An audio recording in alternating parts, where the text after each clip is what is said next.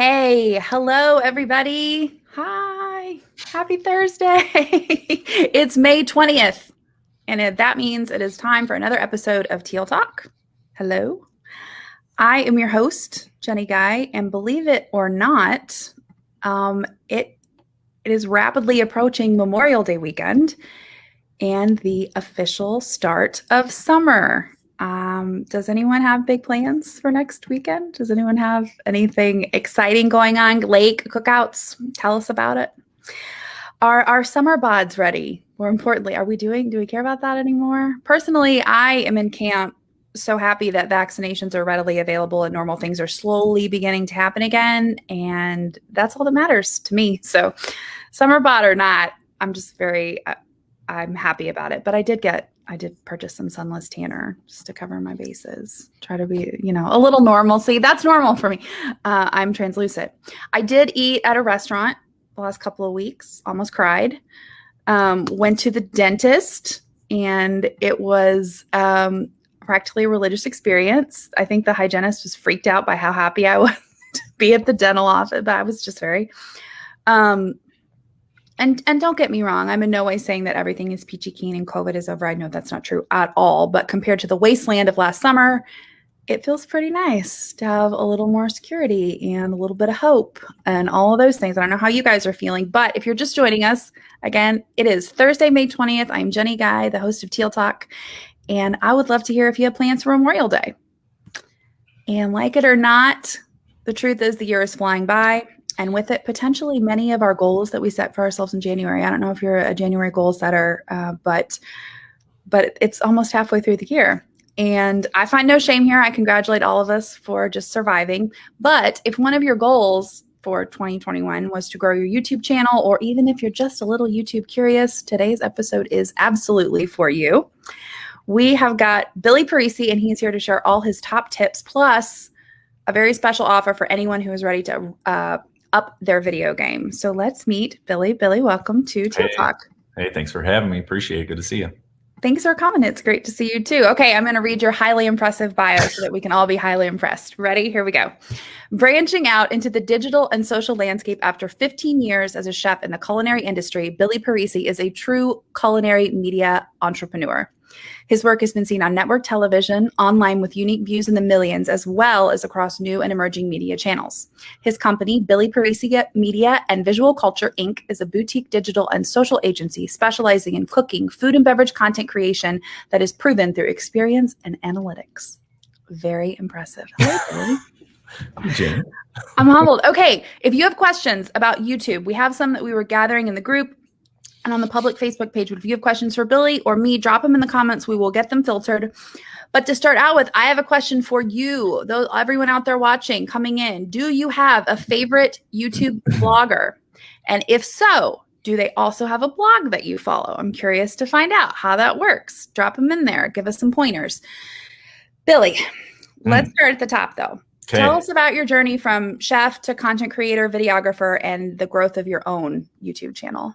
Yeah, sure. So I got in the restaurant industry when I was 13, probably not legal, but my dad's buddy owned a restaurant and I started dishwashing, worked my way up, loved all things culinary, went to culinary school, graduated, spent 4 years professionally in the industry, hated it at the end. Went back to college at the University of Missouri, changed my degrees completely to a major in communications and an emphasis in video production. And upon graduation, I'm like just praying, like, please don't touch food. And then within a month, I was taking pictures and shooting video inside of a restaurant. I'm like, okay, it's 9 to 5 though. I'm not working, 80 hours a week. So there's maybe something to this. Yes. So I would love to tell you, but I won't. I'll let you do the search because I wish it was stricken from the record. But I had some interesting people come front and center in 2008 about a possible idea online. Will not tell you the name of it. You can search for it yourself. And we started launching YouTube back then in end of 2008. And we found some success there. Unfortunately, when the recession happened in 2009, it was something we had to scrap. And I started putting videos on in 2009, 2010. And my whole thought process was, I'm going to throw videos out there. Everyone's going to see them. I'm going to get millions of views. It's going to skyrocket. Even though I was consistent, I never really had that story. I struggled until probably the summer of 2019, to be completely honest with you. And I mean, my full credit to my success or anything I've done on YouTube, I always say goes to Tim Schmoyer's class, Video Labs, that I took a couple summers ago. And not only transformed my YouTube channel, but transformed my brand and kind of who I am as a blogger, and really put my stake in the ground. So once I took his class and really put all those things into practice, I was gung-ho about it too. You know, I wanted real-time data, so I upped my videos every week so I could see all of my stats and kind of perform real-time, what do I want to say, like applications to my next video, so I could just go. So I wasn't shooting 3 months out. I was shooting a couple times a week for the next week. So when I saw the data, what needs to be changed, I change it, and then I'd be able to, you know, go the next week and see what that looked like, and so on and so forth. So anything that I feel like that I even know that I've been successful, and I've watched so many YouTube videos on how to be a successful blogger, and this was for sure the one that stuck with me. And the whole time, I always say it, and if you've ever been in Video Labs, this will almost be like a mini refresher course for you. But going through it, I kept thinking, this is so dumb. This is not, no way this is going to work. And then, whoop, like you just see it, and it was absolutely incredible to watch. So everyone, don't worry about having those links, because when this is over, Billy's put some great notes in a PowerPoint that we're going to drop in, and it also has the link to everything he's talking about. So no worries about trying to grab those links. We'll have those. Okay. So you said that you had been posting content to YouTube since about 2009-ish, but you didn't really see success until 2019. Yeah. How do your blog and your YouTube exist in harmony, in tandem? Do they help each other? Yeah, for sure. So there's definitely a school of thought, and a lot of YouTubers, you notice, don't have blogs. You know, that's where it's pretty unique for Mediavine specific. And I would say the most successful YouTubers that are, especially, you know, for me in the food world, don't have blogs at all. And I think that's why they found so much success on YouTube, because I think there's a different personality there. I think the content is different. In the food world, I'm most likely, you know, trying to fill a gap or be a part of a specific food series, or just based on research. Hey, here's the recipe I'm going to do today. So I've operated that way, but I think, you know, grounding myself in some sort of foundational principles from a YouTube channel has helped me find success where it feeds, you know, it feeds to my blog and feeds off of my blog. And I want those to work together. However, this is the most important thing I will tell you. You have to consider and think about YouTube being its own channel. It is not a blog extension. It is nothing of the sort. We all talk about diversification of income, and you have to keep it and think of it as that. People on YouTube need to stay on YouTube. YouTube doesn't want people clicking off to go to your blog. They want people staying there. So treat it as its own channel. Just start there, and I promise you, you'll think differently and start having more success over there as well. Less as a funnel towards your website, more as an extension of your brand. For sure. In both 100%. directions. Okay. 100%. Okay. Have you seen your YouTube success help you in terms of your brand on the website? Oh yeah, for sure. Because there are several times where people will pop onto my site, or I might drop my website when I'm talking. Hey, you know, maybe I didn't make it in the recipe video, but I pull out some corn tortillas and I mention, hey, I have a great recipe of corn tortillas. Here's my website. And you can use those little iCards that sort of pop up right here on the corner. They can click it and bounce off. But it's also the ability to, you know, take those videos and embed them through Mediavine's video player into my website and specific page, or even leveraging the YouTube video player in the video card, or excuse me, in the recipe card at the bottom. So, and it doesn't have to be obviously recipe specific, whatever your blog niche is, DIY, travel, whatever it may be. Do you do, well, I'm going to go back into my ordered of questions because I could just spiral off into a million things. So what YouTube channels inspire you, and how do you use that inspiration on your own channel?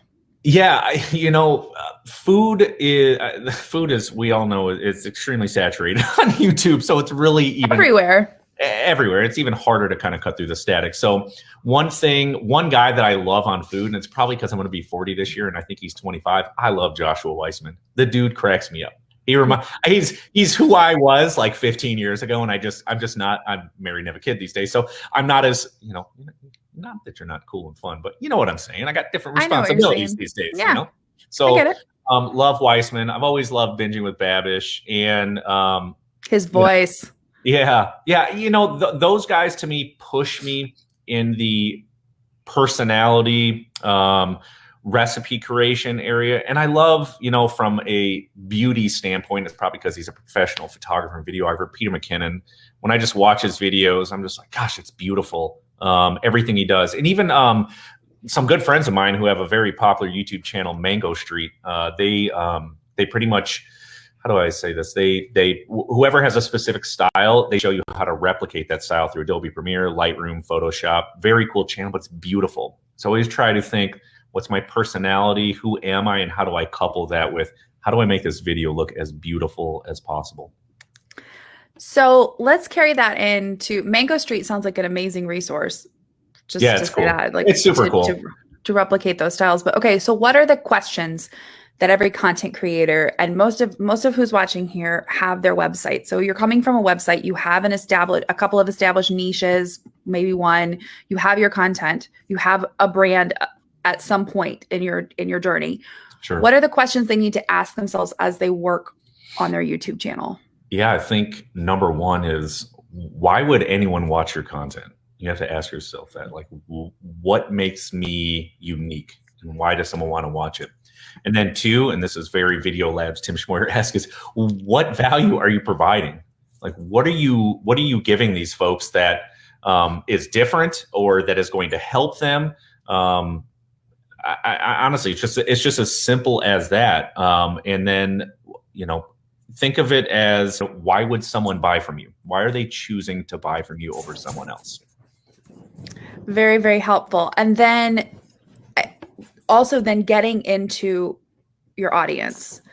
Do you need to get granular about who's watching? I as a marketer, as a person who works in digital marketing, I hear the term avatar constantly. Yeah. And we're not talking about the James Cameron film. We're talking about the person who do you want to watch your channel? Do you use that in terms of content development? Yeah. And I think that's evolved for me. One is, I've obviously gotten older, and my life, has changed dramatically. Sure. I've moved in the last year, so things are different. And the reason people gravitate towards a YouTube channel and hit that subscribe button is like the holy grail to some people, right? Like, they'll like it.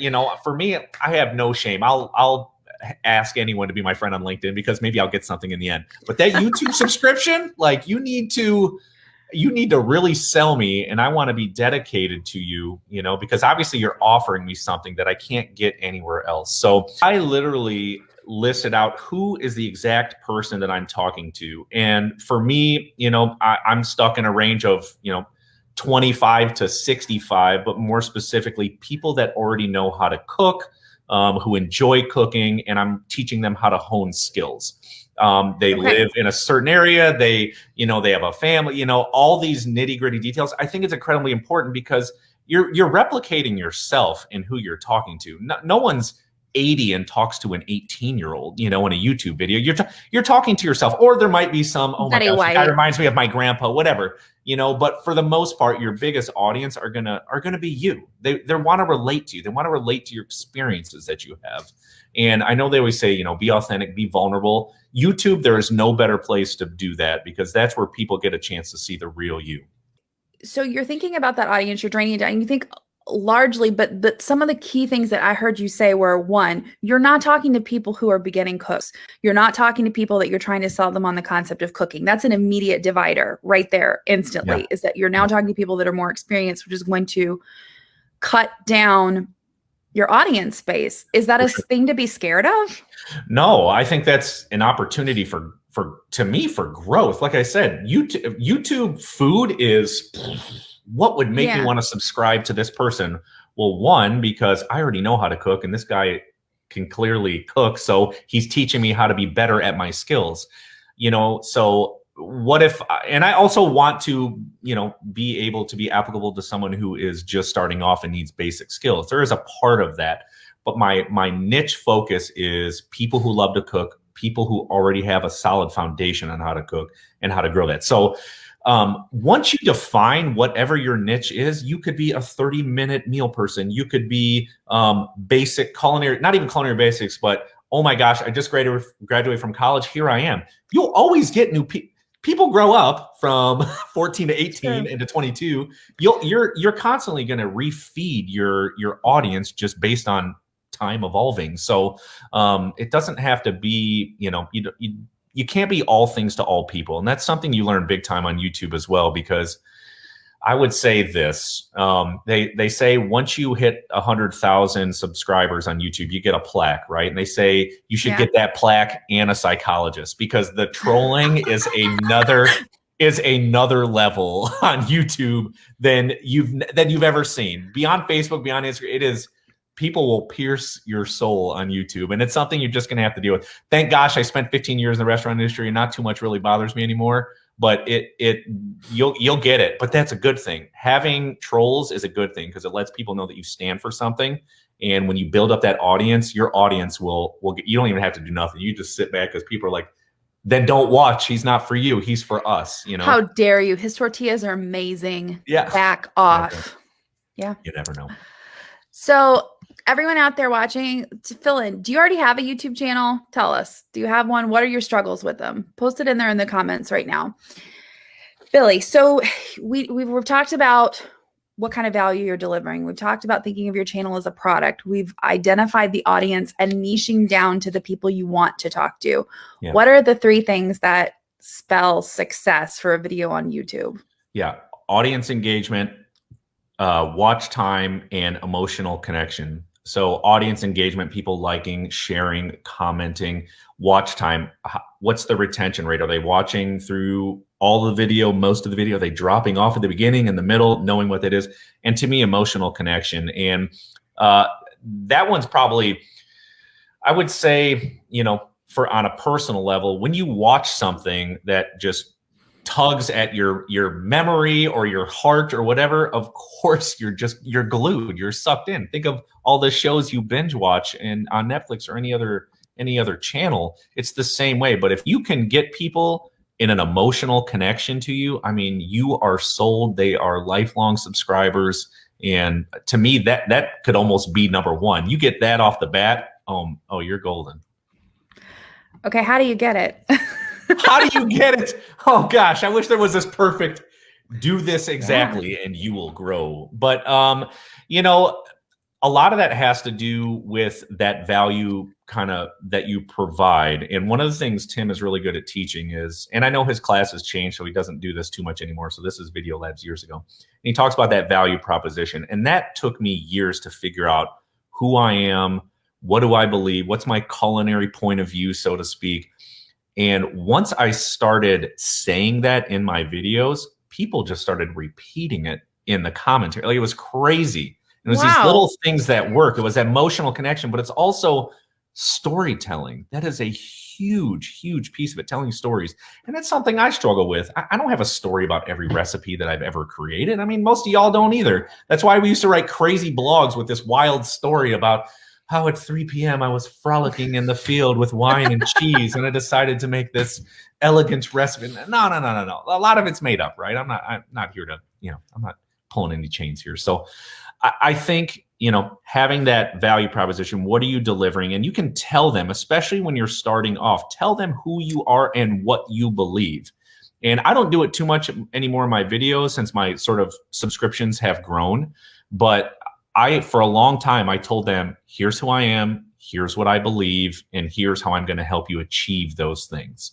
And then, that emotional connection. Some of my most popular videos are when I start talking about a specific recipe that I've made with my grandma or my dad or anything like that, because that tugs at the memory and those emotional heartstrings, where people are like, I had that same experience with my aunt or my mom or my brother or my sister. And that's what really sucks people in. And that's something that takes work. It takes reps. YouTube, to me, has been the absolute hardest channel to grow by far out of any other social channel, because it takes so much work and so much tweaking. You can put a picture up on Facebook and it might take off, but no one knows the story behind that. They want the recipe, right? They click the link. when you're on camera and you are being vulnerable to people and sort of exposing everyone, here's who, not exposing, but you know what I'm saying? Here's who I am. Exposing your inner feelings on. and thoughts. Yes. Please, this is a different word. Yeah. It's not OnlyFans. It's a different channel. So, so, letting people know, putting your guard down, here's who I am and here's what I'm about. I think that just immediately connects with people. And ask yourself, the folks that you follow on YouTube, why do you follow them? Obviously, those same things. Fantastic. All helpful. Okay. So we've got some comments from our audience. One is, I do have a YouTube channel. I'm on a break. Making videos are a lot of work. Truth. Growth on YouTube has been really slow and steady for me. Haven't really been able to get anything to kick off. I have a Hawaiian food channel. That sounds awesome. It does sound awesome. That. Yeah, for sure. I want Hawaiian food now. Filming, editing, posting, all of those things take up a lot of time. So you said something interesting that I want to isolate because I'm not sure that we're all on the same page. You said it takes a lot of reps. Yeah. What the heck are you talking about? Yeah, it takes a lot of videos, honestly, and tweaking of those videos. You can do your searches yourself. The very first video I've ever created, I wish was completely stricken from the internet, but it's out there. Okay, it's out there, and it's so bad. And I was terrible, but I learned. You have to learn. And a lot of that comes through looking at analytics afterwards and how that video performed. But you have to learn your own workflow. You have to, and once you start doing more, it does get easier, and you will start saving time because you know that, oh my gosh, my setup time is quicker. This recipe is faster. I know what my voiceover is going to be. Once you start, doing more of those things, it will get easier and it will get quicker. But it does take time. And I think about this.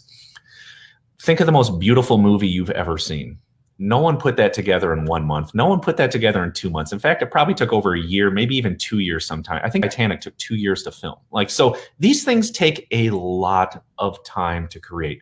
And when I first started really getting more involved with food video, I always would tell myself, this is hard and it sucks. Gosh dang it, it's hard. It's so time consuming.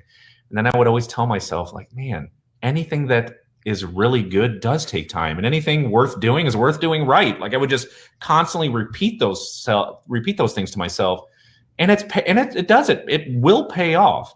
But I also want to say this. One thing that I've learned, and I've worked in corporate America on the branded side of businesses. I've been on $1 million shoots, and guess what? A lot of times those $1 million shoots render 2,000 views on YouTube. Guess what? I've seen a 65-year-old woman in her basement with a phone camera get 5 million views. So the production value and quality is one thing, but it's definitely not the main thing. So if you are constantly stressed out about this doesn't look perfect, I don't have the right angle, the right view, that will come with reps and with time. So how do you practice? How do you get yourself better at it? Yeah. Well, getting in front of camera and doing it. I mean, that's the biggest thing, pressing record. I remember when I decided to go to the video production route at the University of Missouri, we have a huge journalism school. And my buddy who was at that J school, he's like, you just got to take the camera out and start shooting it. And I'm like, okay. So, I got it. I would drive around and hang my camera out the window. I would go to the park and shoot a leaf or a bug or an animal, whatever it was. It's just getting comfortable with that camera so that it's second nature of, okay, I need to focus. I need to white balance. I need to hit record, go. If you're not comfortable with that camera, first of all, operating it, it's going to make this a heck of a lot harder. But it also just takes doing, do it 2 and 3 times a week. I know that seems like a lot and it takes a lot of time, but it will get easier and easier. And a lot of bloggers and a lot of YouTubers, they bulk shoot. I'm not saying you should do that, and you probably shouldn't do that at the beginning, because the worst thing you do is shoot 20 videos that no one likes. And they all suck. That's why I always try to shoot 1, 2, 3 in a week, so that I can get some real-time data to see, oh gosh, that didn't work too well, or I spoke way too long at the beginning, or I didn't talk long enough about this because I obviously got a lot of questions about something. So you just learn, and I'm still evolving. I think I'll hit around 220,000 subscribers, sometime this week if I'm not there. I don't know. I don't check it all the time, but it just has, and I'm still tweaking it. until I get to that million or 10 million. It's constant changing, but it's reps. I'm constantly doing it every single week.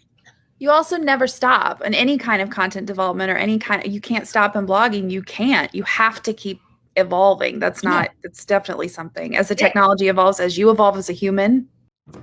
And adapting. Equipment changes, things change, settings change, food changes.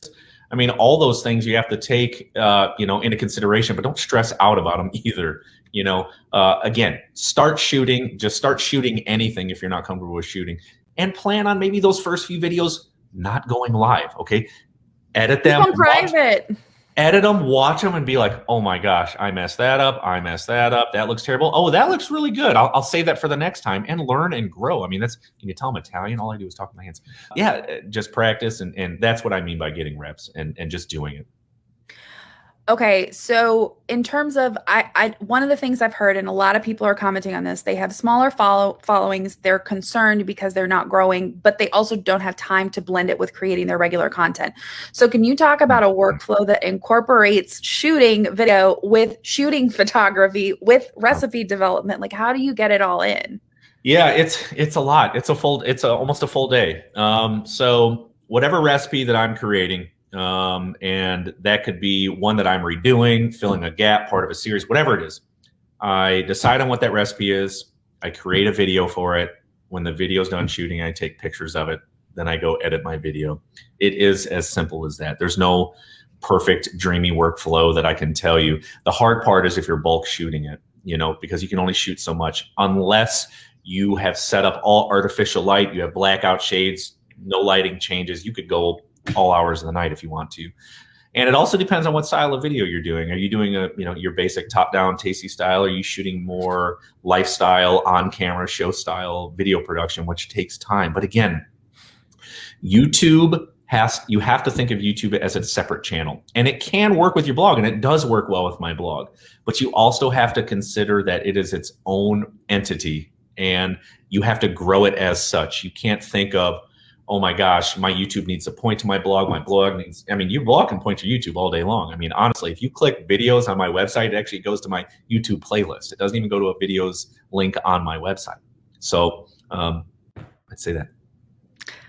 We've got a question from Sherelle, the Hawaiian food blogger, which I definitely want to go for sure. See her food. How many hours a day do you spend on a video? Oh, how many hours do you spend on a video and blog post generally? Yeah, well, it depends on the recipe. And I can, if I'm doing sourdough, it's like a 2-day affair. But let's just say it's your basic 1-hour meal. It usually takes me in between 3 to 4 hours to shoot everything. Sometimes less, sometimes 2.5. That includes talking to camera in my style, all the B-roll, everything that I possibly need. Once I'm done with, and then let me back up. So when I shoot a recipe on video, I shoot all my B-roll first. I shoot the recipe in its entirety. Close, medium, wide shots, whatever it is. My hand's working. I do all of that. Then when that's over, I sit down on camera. I'm at a medium shot. I'm sitting at this table that I'm at right now, which you'll see in my latest YouTube videos. And I do an intro. I talk a little bit about the recipe, and I do an outro. Then I'll shoot the pictures that I need for my YouTube still, for the website. And then I will go and edit everything together, and then I'll voice over all of that wonderful B-roll that I shot and talk through it in steps of what I did. And then I'll take screenshots, and then I'll write the blog post, and then I'll edit the pictures, and then I'll take screenshots in the video, because I like to do step-by-step images in my blog post too, just in case someone doesn't have time to watch the video. And then I'll put those in as well. It is tedious. It's not easy, and especially when you're doing it by yourself. Trust me. I get it. I am right there with you. There's nothing that I'm holding back. It is hard, and it is a process. You just have to figure out what your process is, how to save time, and how to do it as efficiently as possible. It sounds like a lot of things. So how did you determine which recipes? Now it sounds like it's all part and parcel. The recipe comes with the video, they come together. But if you were starting out a YouTube channel, how did you choose the recipes from your blog that you felt would perform the best on YouTube? Was that a trial and error? Did you find any hidden things that, like, this recipe is going to crush it on YouTube? Yeah, well, it's funny. All the recipes that I thought would crush it didn't. All the recipes I thought sucked killed it. So it's go figure. You know, that's just how it works. All the ones that I spend so much time on, like, this is going to be amazing, and it just didn't perform up to standards.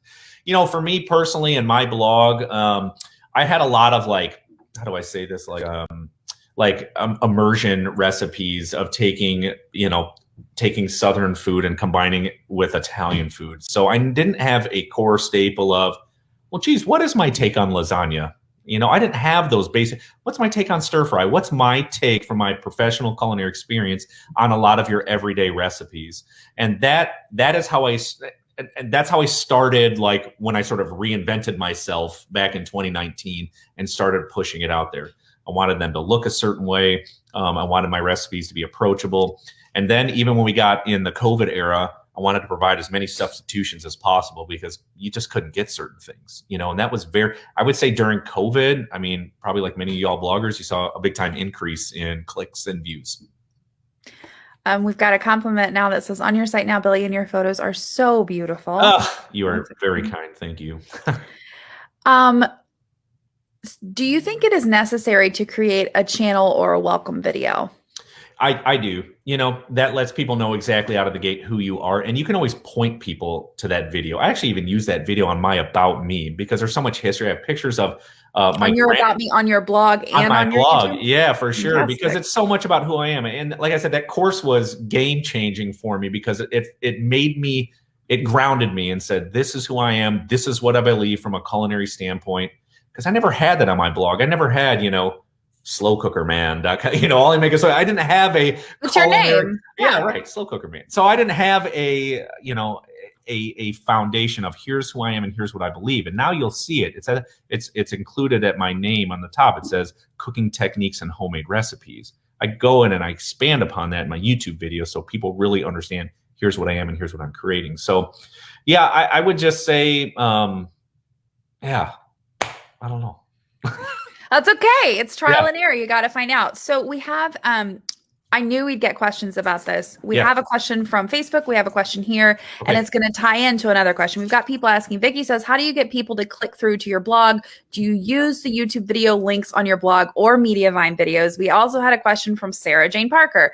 How do we grow our YouTube channel when we don't embed YouTube videos into our blog post? I use the Mediavine player. Embedding YouTube videos and posts helps to grow my channel, but I make more money embedding the Mediavine video player.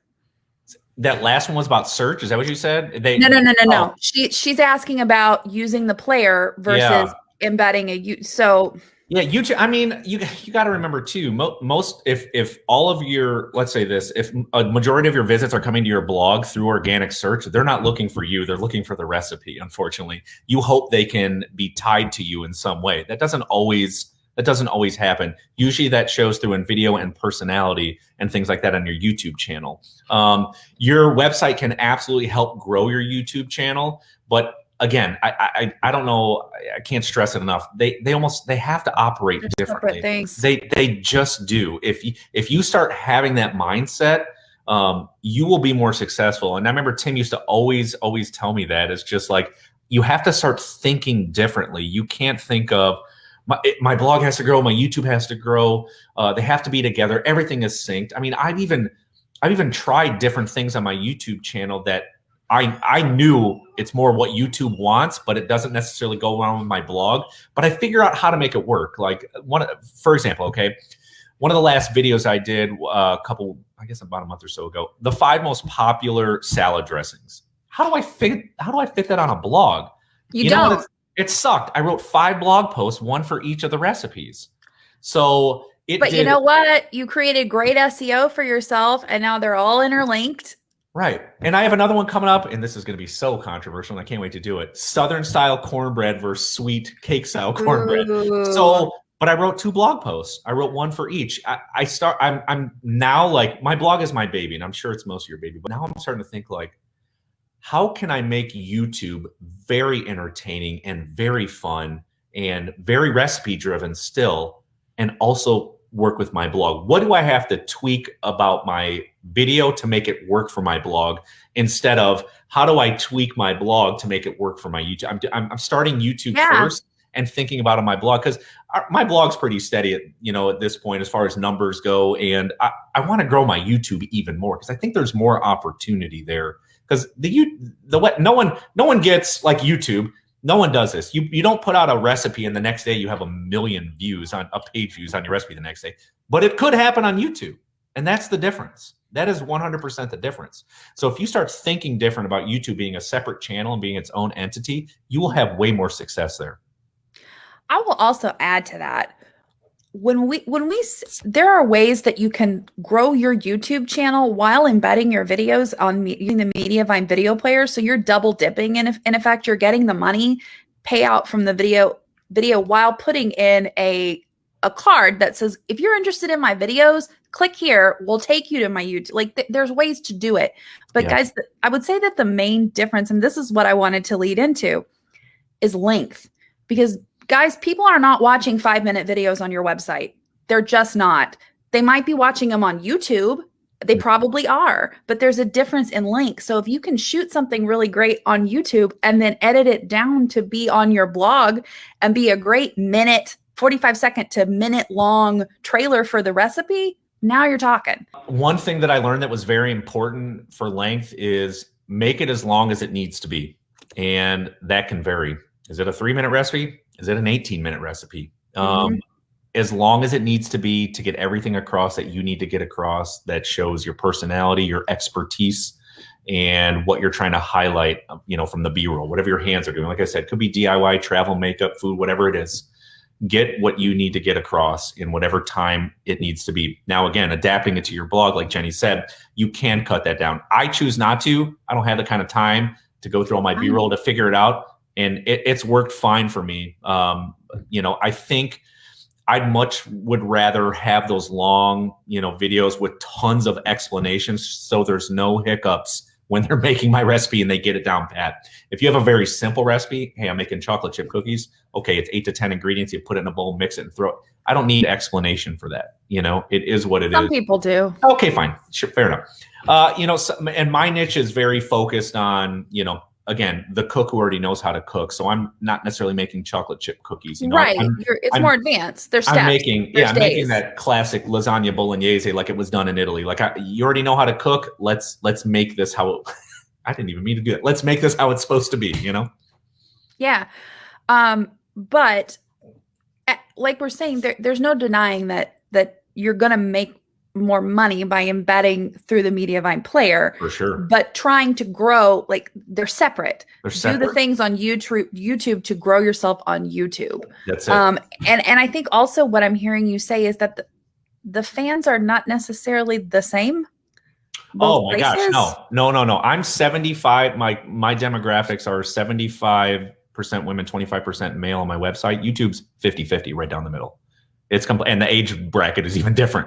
So it's just a different audience. The way we blog now, we answer questions and, it's the personalities kind of for SEO. Yeah. The personality is taken out of it. All that personality that you used to have when you used to write in your blog in 2014, you can bring it back out on your YouTube channel. It's your chance to be you. And if you're not comfortable in front of the camera, maybe you take a different approach. There's a great cooking channel. I think it's called Silent Cooking. There's no voice. There's nothing. There's not even music. It's the sounds of. It's beautiful. It's a beautiful channel, and he's got 300-some thousand subscribers. There's a way to get around everything and grow your channel. Honestly, anything, and as saturated as it is, there's only one of you, so there's plenty of room to make room and you to get involved and grow your channel.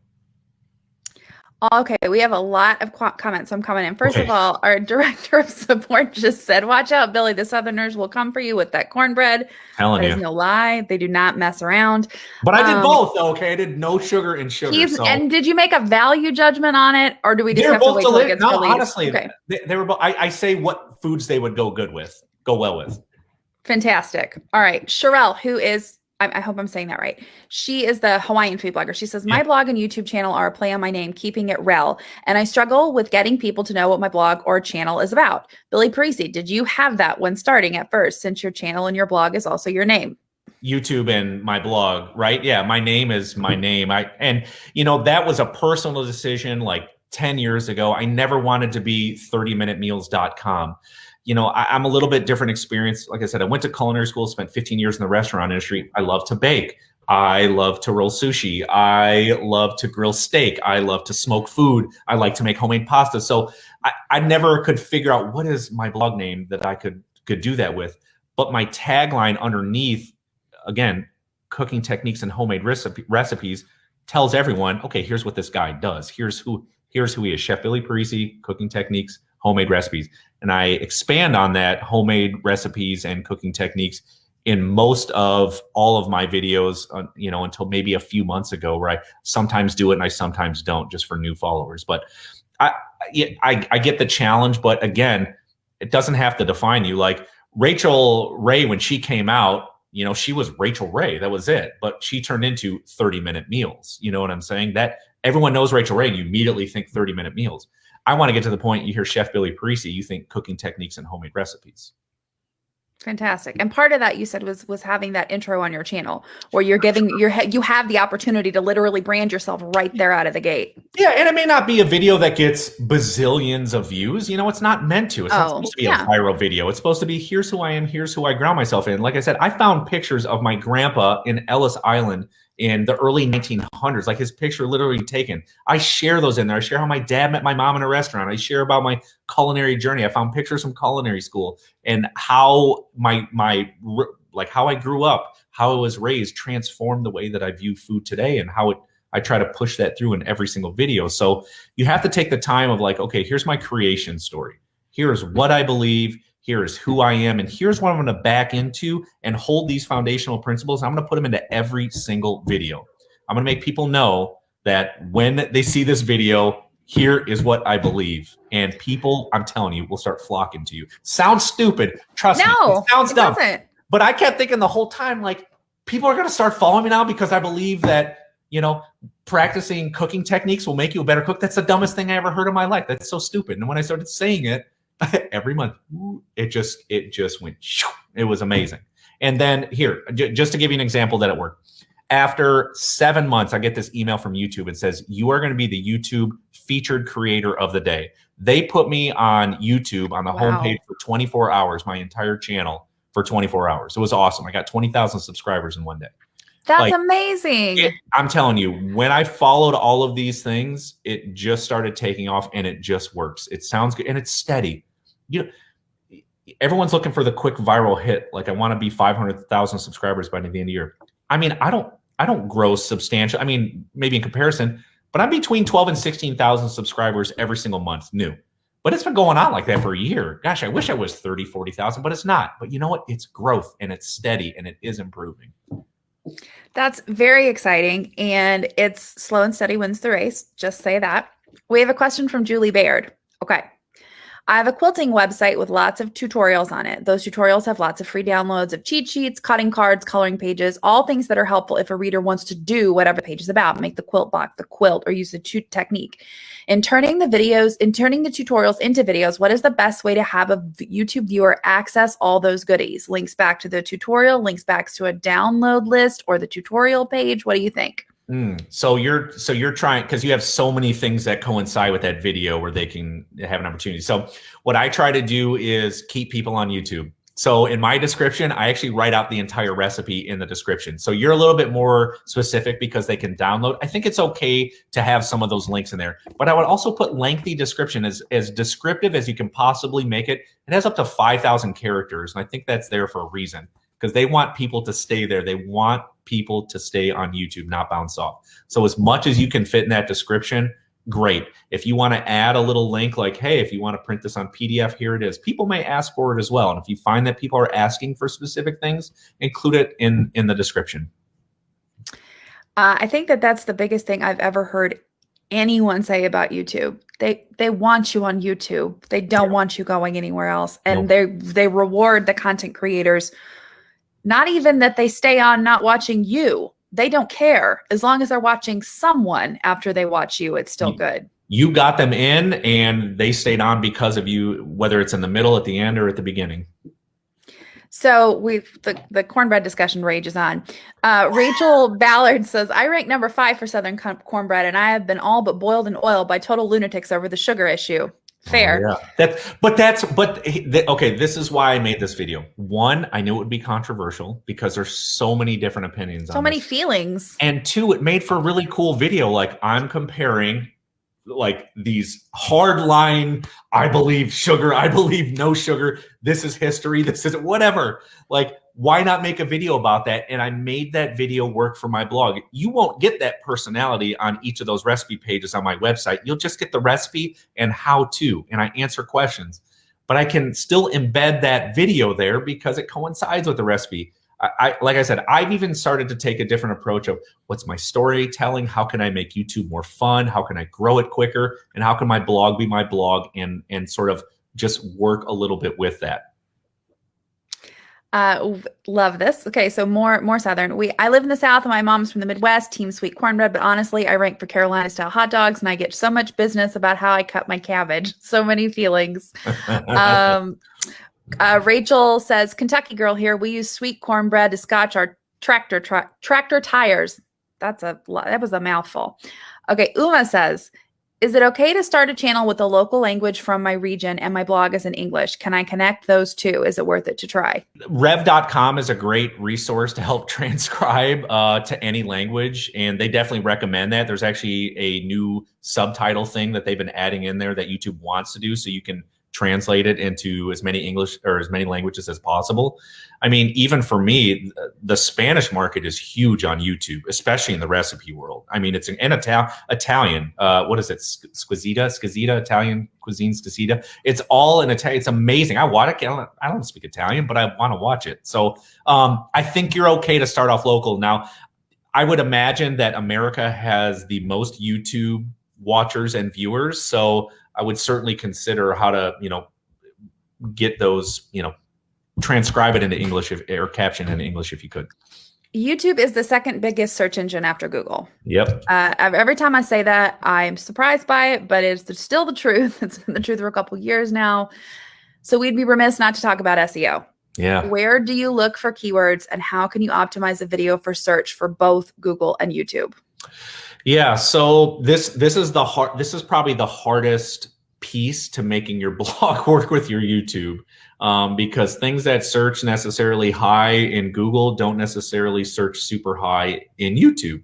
Coleslaw doesn't search that high in YouTube, but it gets an incredible amount of search on Google. Yeah, that's one thing that I don't know that I've solved perfectly, but what I will say is when you title them on YouTube, don't just make them searchable, make them clickable. Think of all those ridiculous descriptive words you want to say for SEO on Google that you can't say because it's never going to work. It could very well work on YouTube. And be as descriptive as possible in your YouTube. When you're scrolling YouTube, you're not just looking at the picture. The picture does some justice, but then you're like, well, what is this? Well, this is hands down the last baked beans recipe you're ever going to need because my grandma said so. I've seen titles like that. And it's like, well, yeah, I'm going to click on that.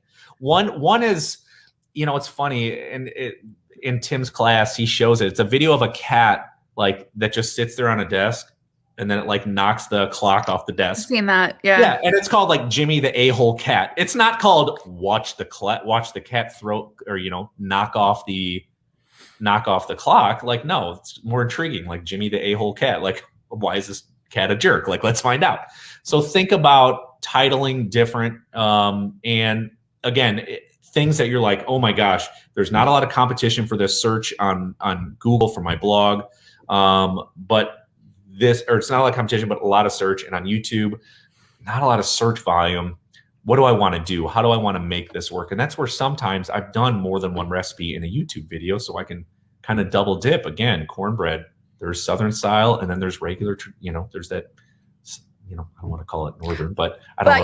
But you've got the two separate recipes on your blog so that somebody can, if they're searching for Southern style cornbread, you can target those keywords in Google. They can click over. Yeah. For sure. So yeah, I mean, there's no perfect science to marry the two together. You have to sort of just put your stake in the ground and say, I'm going to make this because I need to fill a gap, or I'm going to need this because I want to give some love to my blog, or I'm going to do this because it's really popular on YouTube. I have a great shot for growing my subscriptions, but it's just going to be okay on my blog. You have to make that determination. Do you do keyword research both places? I don't as much as I should. I use vidIQ, which is a resource that helps you with tagging, which really, honestly, YouTube's so smart. It knows what you're making even without any description. Okay. So it's pretty creepy. I don't know that that's super helpful, but it will give you some keyword research around there, the competition on there. vidIQ is good for that. I would say that's probably my go-to, but I actually look first to my blog personally, because my blog is still my baby. But if I can do an entertaining something in a video that doesn't have a lot of search, maybe it has an opportunity to get a lot of search. All right, we have a question that Michaela has asked that is actually perfectly fit in with what we need to talk about next. She says, we are also food bloggers with loads of recipes on our blog. Going to start creating videos for our YouTube channel soon. What equipment should we use, i.e. cameras, phone, mic, lighting, tripods? How many cameras do I run at a time? Yeah, so I have a great course that I'll drop in there. So it's all that stuff is there. Okay, you can click on it. I have a 75% off, and it's about a 2-hour course, hour 45 minutes, and I talk through extensively on camera equipment, audio, lighting, how to light, how to set up audio, how I shoot everything myself. I am a one camera person. I want complete control of my camera. It makes editing better. Nothing worse than setting up 3 cameras and then taking the time to dump all that footage, line up all the audio, and then edit all that. I'd rather have my shooting be heavy and my editing light. And I was always taught, if you shoot well, editing will indeed be light. All right. So guys, we're going to drop this link into the comments here in a moment, because we're running low on time now, but with the code TealTalk75, it's 75% off Billy's teachable course. It's basically how to do solo video production, and it's all of the things. It is cameras, it is audio equipment, it is how to set up, it is how to edit, it is all of the things to really make yourself your own videographer. And again, it's not $11 billion. If your expectation is that Billy's going to say it's only $20,000 to get started, he's not. No. And you have to start somewhere. You have to determine, here's the budget I have, here's the money I want to spend, and just make it work for you, and make it work for whatever setting you have. Do you have natural light? Do you need artificial? All those things. I cover off on just about everything in there.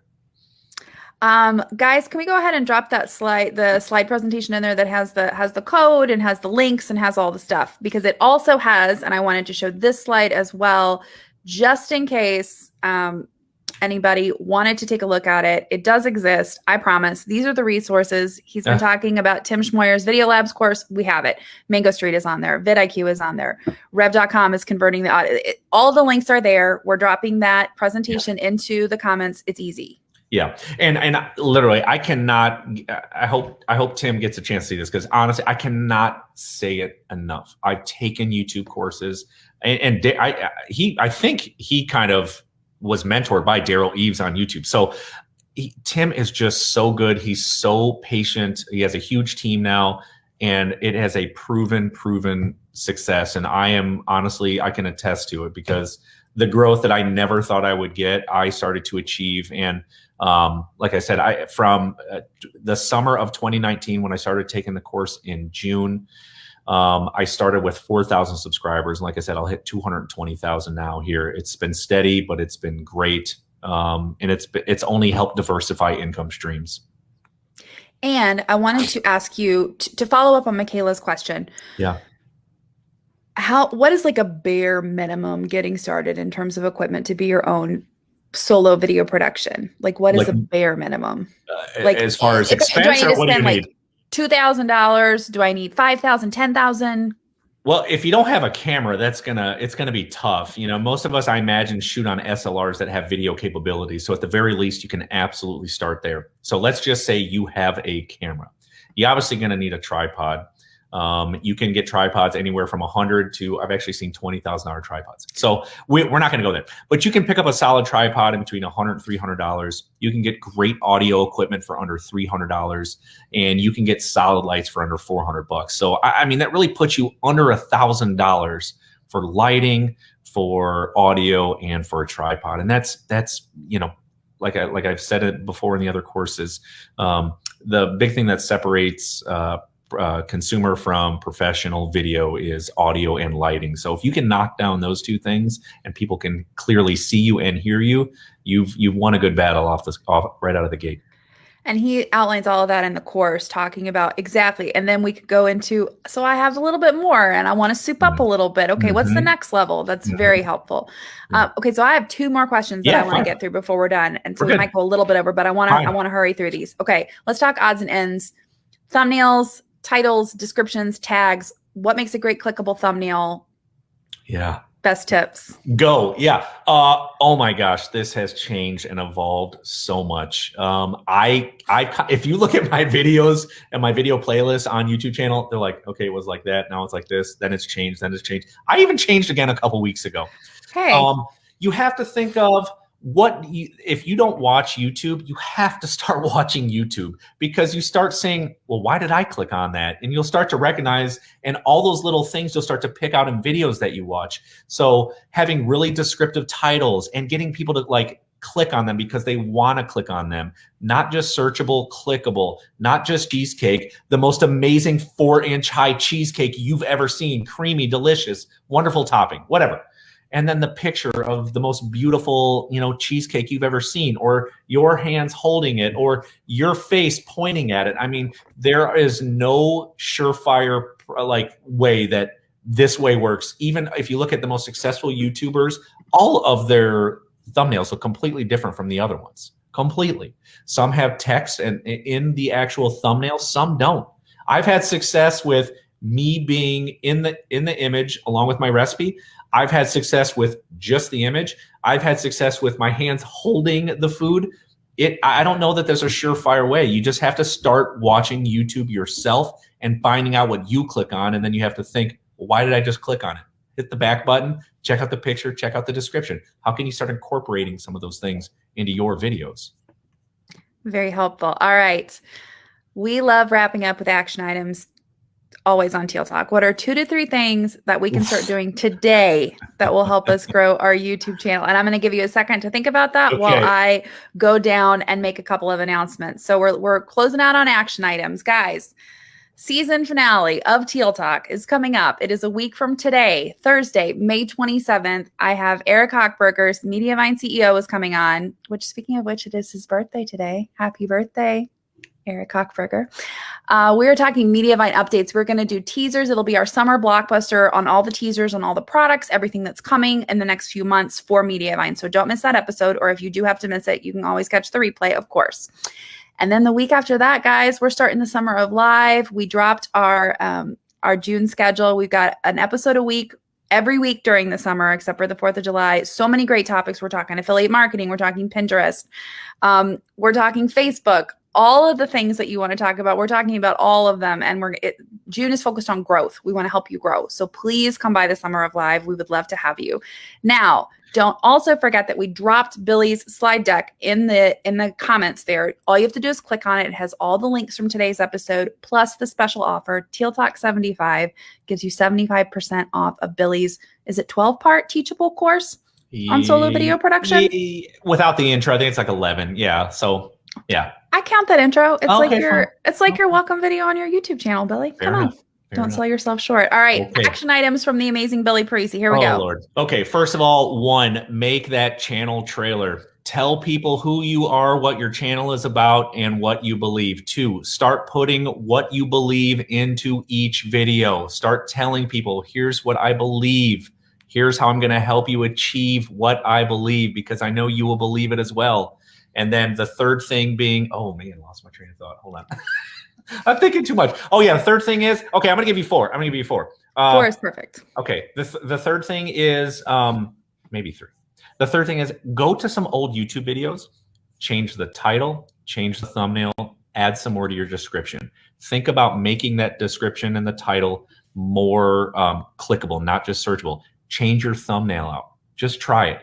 Come in closer, back out farther, whatever. It takes about 7 days for YouTube to say, okay, something changed about this videos. Test, and then the fourth thing, I'm going to give you 5. 5 and 4, just get in front of camera and do it. Just start. You have to start moving, start going. And then 5, test and tune. Constantly be changing, constantly be adapting. figure out what works, change it, try again. Just like seasoning. You season once, you taste twice. You taste it, season it, taste it again. Do I need more salt? You keep going. You keep changing. So much helpful. Clickable, not just searchable. Clickable was a huge.